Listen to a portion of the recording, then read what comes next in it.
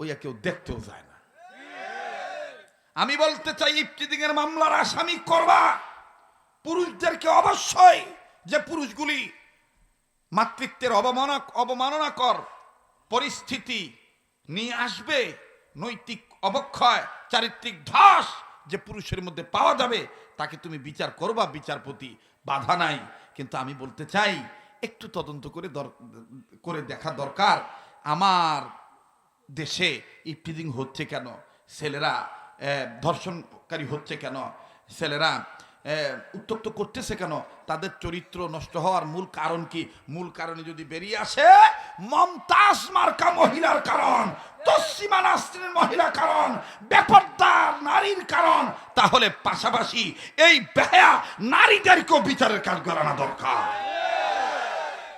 খালি আমার পুরুষ ভাইদেরকে, যুবকদেরকে জুতা পিটা করবেন, এটা হইতে পারে না।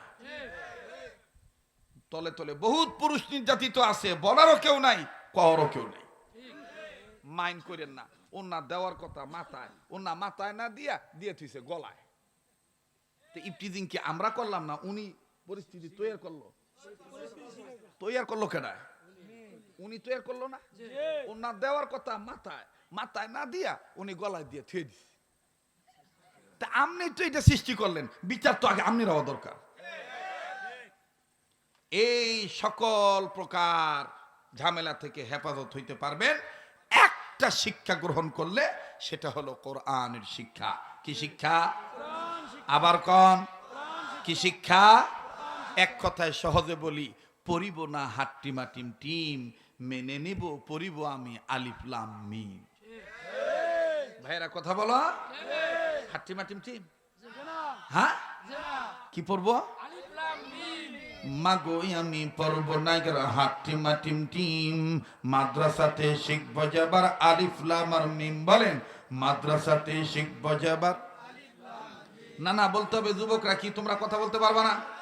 এনার্জি নাই তোমাদের, শক্তি নাই, তো জবান খুলছো না কেন? বলো, মাগোই আমি পড়ব না হাট্টিমা টিম টিম, মাদ্রাসাতে শিখব যাবার আলিফ লাম আর মিম। বলেন, মাদ্রাসাতে শিখব যাবার, মাগোই আমি পড়ব যাবার আলিফ বাতাসা, স্কুল কলেজে এসব হয় না শেখা।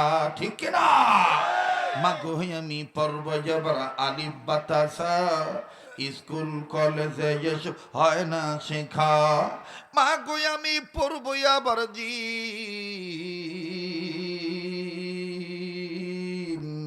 মাগোই আমি পড়ব না হাট্টিমা টিম টিম, মাদ্রাসাতে শিখব যাবার আলিফ লাম আর মিম। বলেন, মাদ্রাসাতে শিখব যাবার, বলেন মাদ্রাসাতে শিখব যাবার আলিফ লাম আর মিম, মাদ্রাসাতে শিখব যাবার মিম। নারায়ে তাকবীর।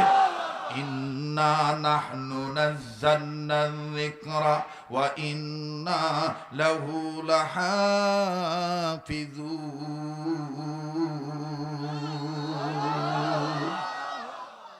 কোরআন নাজিল করেছেন কে? হেফাজত করবেন কে? কিভাবে? আশেপাশে হিন্দু আছে, পাশে আছে।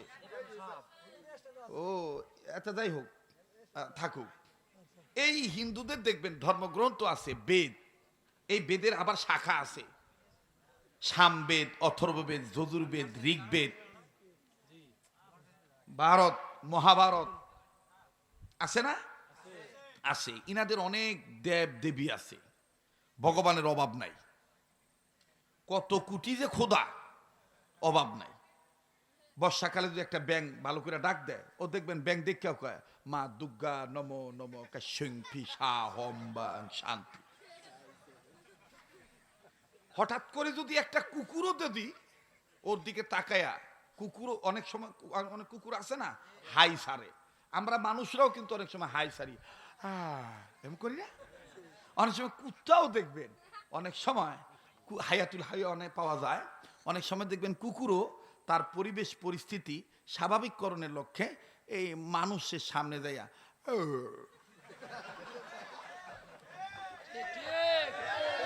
শ্যামরার দিক কথা কয় না,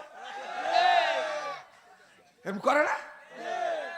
এরম করে। এখন এরম করাতে এখন যদি ওই দাদা কয় যে এ কি, এটা আর এক ভগবান, এ আর এক ভগবান।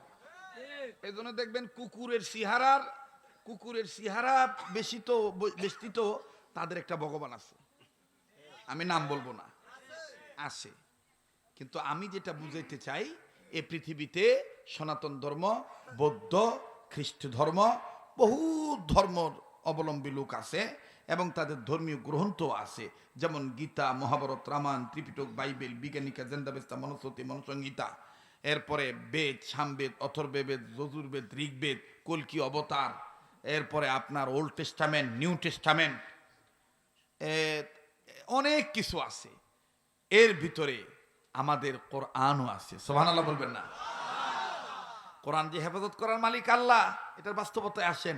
এই সমস্ত ধর্মগ্রন্থ পৃথিবীর একটি রাষ্ট্র ইংল্যান্ড, লন্ডন, এই লন্ডনে একটি জাদুঘর আছে, যেটা ওয়ার্ল্ডের মধ্যে সবচেয়ে বড় জাদুঘর, যাকে বলা হয় ব্রিটিশ মিউজিয়াম।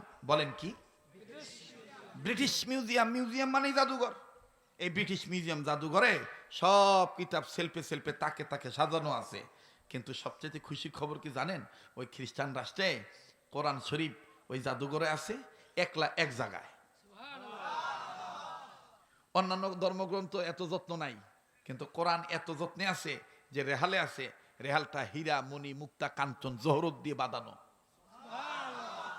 এত দামি গ্লাসের ভিতরে আসে যে গ্লাসের দাম ওই crore crore, billion, million, trillion dollar. কথা বুঝাইতে পারছি? এত দাম দিয়ে তারা সুন্দর করে রাখছে।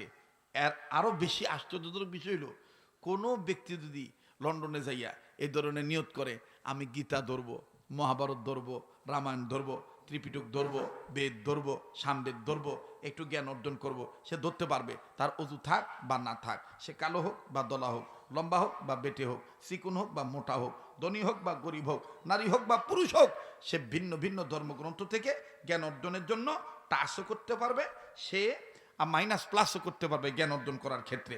কিন্তু কোন মানুষ যদি বিনা উযুতে অপবিত্র অবস্থায় তহারাত ব্যতীত খ্রিস্টান রাজ্যে ব্রিটিশ মিউজিয়ামে ঢুকে একঘামি করে, পণ্ডিতি করে, পোদ্দারি করিয়া, মাতব্বরি করিয়া, গাউজারি করিয়া বিনা উযুতে কোরআন শরীফ ধরতে যায়, ঠিক তখনই ব্রিটিশ মিউজিয়ামের কম্পিউটার স্ক্রিনের উপরে ইংরেজিতে লাল অক্ষরে লেখা ওঠে, প্লিজ ডোন্ট টাচ মি। সুবহানাল্লাহ বলবেন না?